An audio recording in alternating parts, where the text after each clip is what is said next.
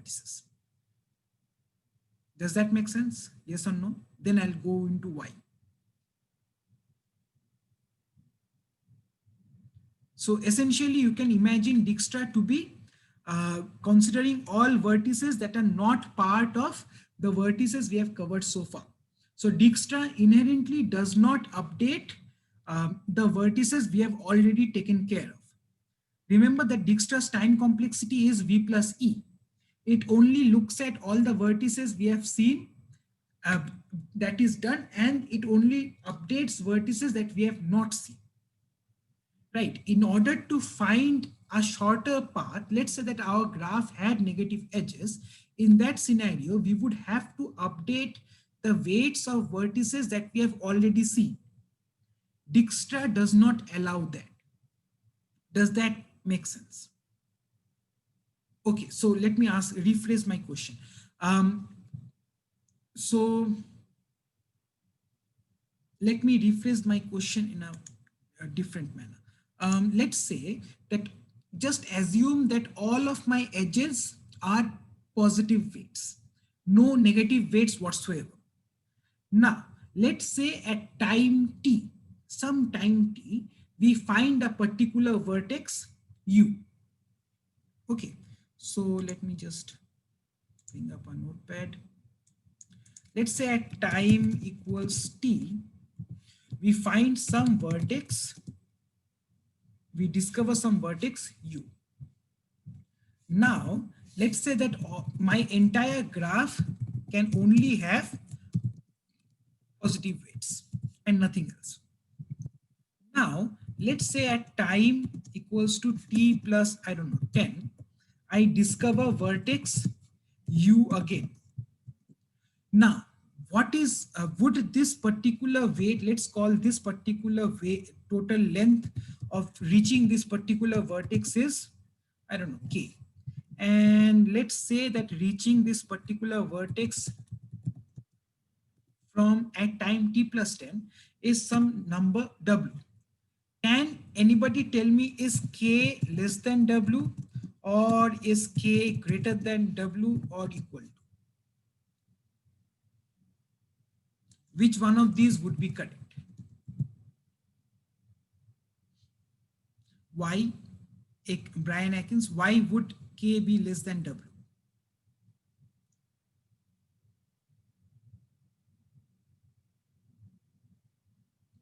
Exactly, because the weights are positive, the moment we see vertex u, we have some length k, and at some other time t plus 10, if we find another path, since we are approaching this problem with BFS, we are always discovering our neighbor nodes first. So that means that we are guaranteed to find the shortest length. Now, if we find some other path to this particular vertex at some other time index, that means that coming back to this would basically require a distance that is more than the original distance that we have found so far, right? And that is why we always know that for positive weighted graphs, Dijkstra works. And that is why Dijkstra never updates the internal vertices at all. However, if we have some negative vertices, sorry, negative edges, in that scenario, for example, this particular example, we can go from S to B and then B to A. That gives us a distance of 2. In that scenario, we know that we need to update our initial estimate of A, that was 3. We need to update it to 2. In that particular scenario, we would need to update all the vertices that we have already seen, because we don't know how many vertices we have to update. So when we have negative edges, we cannot just claim this particular argument here that our first found vertex would always be smaller than the later found vertex. So in that scenario, we need to update all vertices, and that is why Dijkstra does not work with negative edges, because it does not update previous vertices.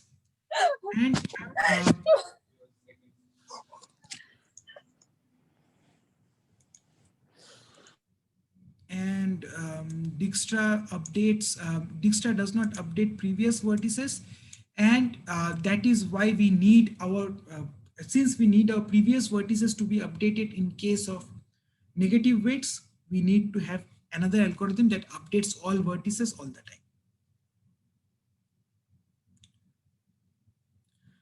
Is there a scenario where k equals to w, like say if S2A is 2 and S2B is 1, B2A is 1?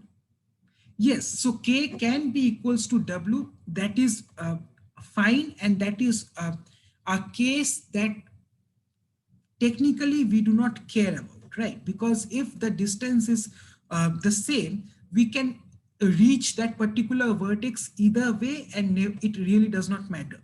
Because remember, when we add weights to this particular graph, it is essentially the cost of exploring that particular vertex. So in that scenario, if we have a much longer path that comes back to, let's say, A, even if it is a much longer path, even if it's still the same distance as from the original distance, we don't care. We can pick either one. We are bothered about the case where we can find the shortest distance to a particular vertex.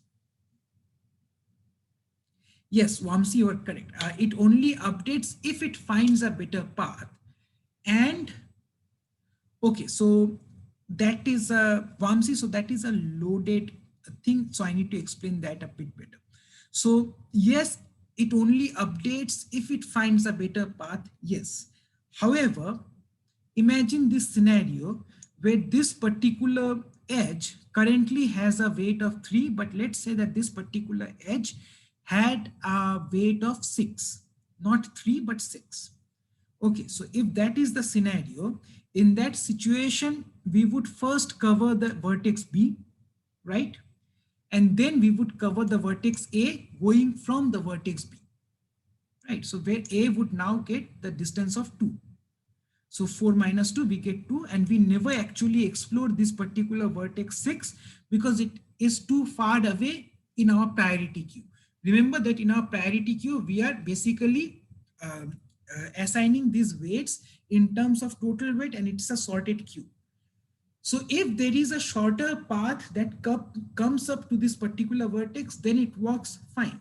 However, if there are vertices that have a smaller distance than that of the other vertices, so for example, in this scenario here, where it is 3 and not 6, our priority queue would just say cover A instead of covering B. And since we cover A first, we are done with this vertex. The next vertex that we look for is B, and we are never going to look at A again. And that is the main reason why Dijkstra won't work with negative edges. Yes, so Dijkstra is a very nice application for routing algorithms because it is very unlikely that you would have negative values in case of routing or switching cases. So does that make sense? Yeah, I think it makes a sense because you essentially only update your parent node in better path when you find a better, a more efficient path. I guess like a brief example would be. Okay, so before you give your example, let me just tell you one thing.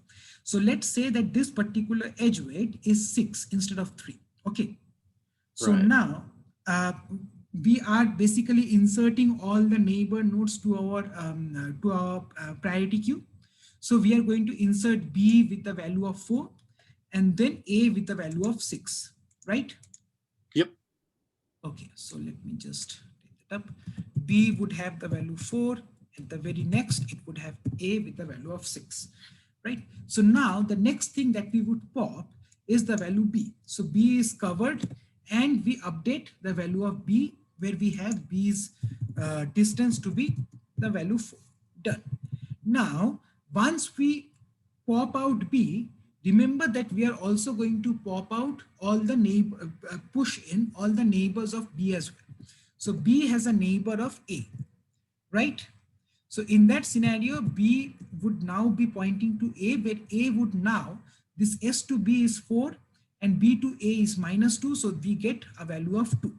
And since it's a priority queue, that gets sorted up way to the front, right? And now we have this particular next vertex that we care about is A. and we know that A has a value of 2, and that is correct. That works out fine in case where this particular edge weight is 6, right? However, let's say that this particular edge weight was not 6, however, it was 3 as it's here. In that scenario, we would have A with the value of 3, and the next one to we get in our priority queue is B with the value of 4. So in that scenario, we first pop out A and we get that A is 3.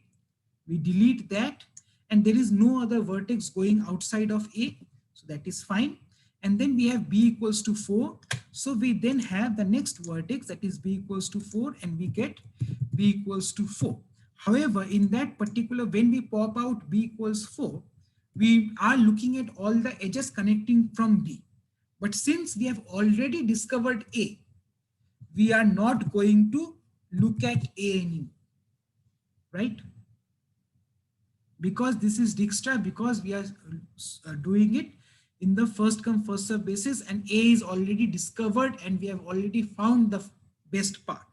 If there was a better path, BFS would always cover that path first instead of going to A with a value of 3. Does that make sense?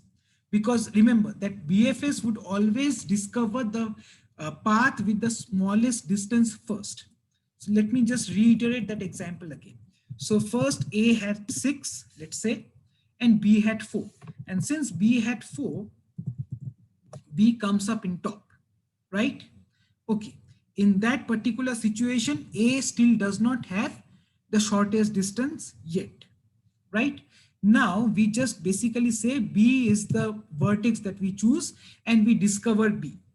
Once we have discovered B, we are now going to look at all the vertices that are connected to B. In that scenario, we have A here with a value of 4 minus 2, that we get 2. And since it's a priority queue, we automatically discovered the best path to A without ever looking at A, this particular A edge of value 6. Because it is, since it's breadth first search, it is going to find all vertices with the shortest distance first. And we find A equals to 2 first, because B was 4 and B minus 2 became 2, and we found A equals 2 first. And then the reason that the point that we found A equals to 2 first, and we are done. We don't care about that distance A equals to 6. However, if we had this particular graph that we have here, then the distance is A is 3, B is 4. In that particular scenario, we are going to explore A first. So we get A equals to 3, A is explored. A does not have any outgoing vertices, so we are done. The next thing that we explore is B equals to 4. So we explore that, B becomes 4. And then the moment we explore this, we are looking at all outgoing edges of B. It connects to A, and we have already explored A, because assuming that if we have discovered a vertex first, it is guaranteed to have the shortest distance.